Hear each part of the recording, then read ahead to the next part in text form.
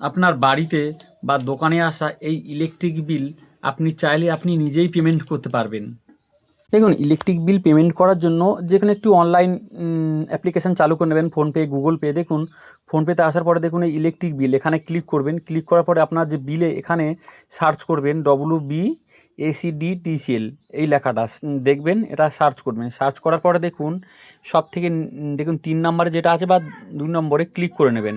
Click করে নেবেন। Click করে নেওয়ার পরে দেখুন এখানে কাস্টমার আইডি, আপনার বিলে যে কাস্টমার আইডিটি আছে আপনি ওটা দেখবেন। দেখেন এখানে মোবাইল নাম্বার যে কোনো একটি মোবাইল নাম্বার দিয়ে নেবেন। মোবাইল নাম্বার দিয়ে নেওয়ার পরে দেখুন বিলে এরকম কনজিউমার আইডি দেখে দেখে আপনি তুলে নেবেন। দেখে দেখে তুলে নেওয়ার পরে মোবাইল নাম্বার যে কোনো একটি মোবাইল নাম্বার দিয়ে দেবেন। দিয়ে কনফার্মে ক্লিক করবেন। দেখুন এখানে 3টে অপশান আসবে।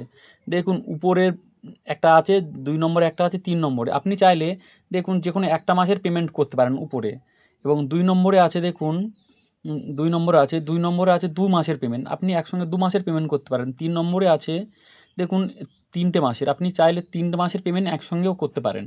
তো এইভাবে বিল আপনি খুব সহজে বাড়িতে বসেই আপনার ফোন দিয়েই পেমেন্ট করতে পারবেন। তো ভিডিওটি ভালো লাগলে অবশ্যই লাইক করুন।